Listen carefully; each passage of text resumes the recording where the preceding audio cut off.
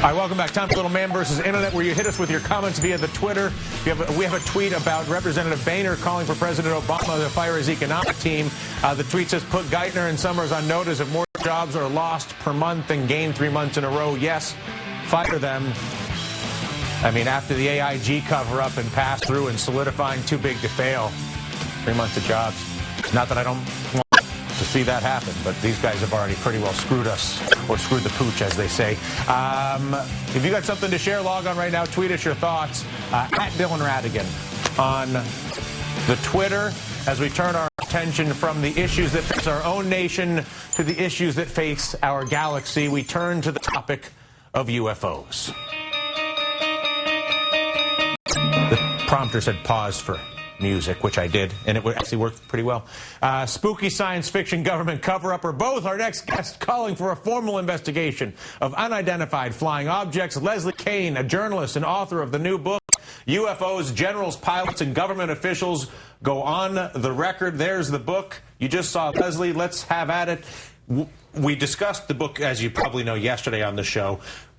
Benefit all of us briefly with the basic premise of your book, the most valid observations you feel like you have for the existence of UFOs. Yeah, I mean, in a nutshell, what the book does is it brings forward people from very high levels around the world, military people, generals, officials who have been head of government agencies that have investigated UFOs, and pilots who have encountered them. So it's kind of a grouping of these very high-level people that are bringing forth data, their own testimonies about what has happened, results of decades of research, government documents, physical evidence, all of them together.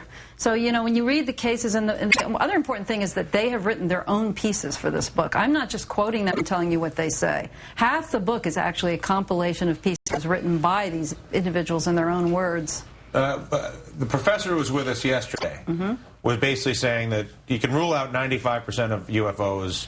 It's the 5% that you can't rule out that you have to deal with. Exactly. Exactly. That's your premise. Absolutely. I would agree with them 100%. And that the cases that are represented in the book are among that 5%. And what that 5% is it's sightings for which there is enough evidence that we can eliminate all options for explaining it.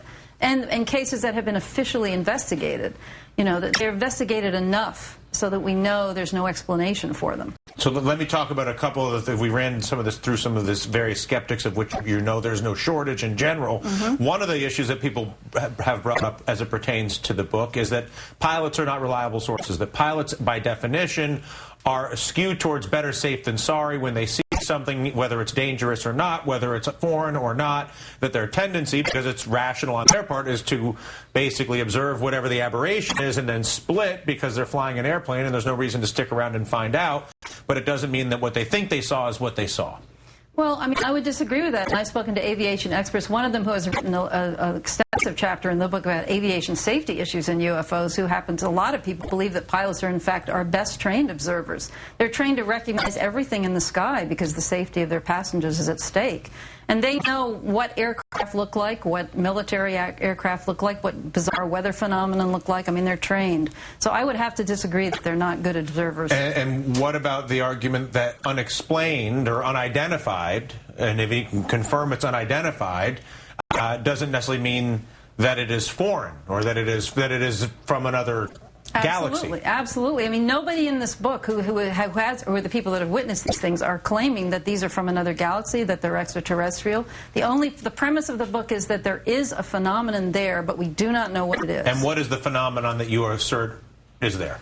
Well, it appears to be some kind of technological craft, objects that are flying around that demonstrate all kinds of capabilities that we don't have here, such as being able to hover and then zoom off at the blink of an eye.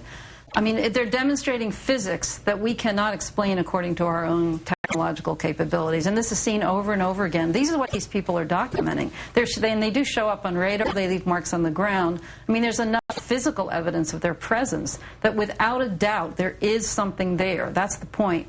What it is the question. It has not been explained yet. Well, what is it? Well, what we want to have happen now is for a proper scientific investigation to be done, to find out. I mean, everybody wants to know. You're pretty... A lot of people want to know. Not everybody. Some people might not want to know. What I meant was a lot of people. A lot of people. Fair enough. Because there may be some people, they may not care. Well, that's they might true. just want to get a hot dog. A lot of people don't care. A lot of people do care, especially the ones who have seen them and want answers. I mean, some of these people who see them, it changes your life. How does it change your life? Because you are seeing something so phenomenal that is not supposed to exist, that everybody around you says can't possibly be. You get ridiculed, people don't believe you, but you have seen it with your own eyes. And the governor of Arizona was one of these people, the former governor of Arizona, who has written from my book. He saw this thing in 1997 that hundreds, probably thousands of people saw in his own state, and he didn't even admit it until 10 years later. It changed his life. You're rough on the skeptics in your book. You say non-believers are dishonest, irrational, fear and ignorance. Can't skeptics ultimately, in the scientific process, don't you want to be skeptical in the scientific process? Isn't the root, the soul of the process, skepticism? Actually, the introduction to my book, I say we want skepticism. You have to define what skepticism really means. And what I think what you're talking about there is actually the people that we call debunkers, who are people that are just on a mission to prove, you know, to just say anything to get across the point that UFOs don't exist, because they can't exist. It's they can't exist, so they don't exist. And these are the people that have not studied the data, don't read about it, can't talk about specific cases, and will just give you irrational explanations like the planet Venus for something when planet Venus isn't even in the sky that night. That's happened. So there's a difference between a skeptic and a debunker. A bunker, I'm sorry. Skeptics, we welcome. We're all skeptics. We don't know what these things are. So skeptics, yes. Debunkers, no. To be simple about it, yeah. But I mean, we separate in the book what the difference is between those two. Do you think if aliens exist, they would bring capital that could flow into America to create jobs?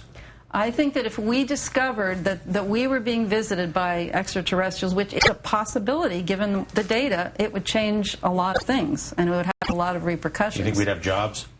Can't talk about jobs. It's a pleasure. But it's something bigger than that. Bigger than jobs. More important. Here, a pleasure the to meet way you. we see ourselves. Absolutely. Okay. All right. Leslie Kean, author of UFOs, Generals, Pilots, and Government Officials Go on the Record, could change the way we see ourselves, and it might create a job or two. You could be an alien watcher. You could work at the alien port, unloading alien baggage. Maybe not.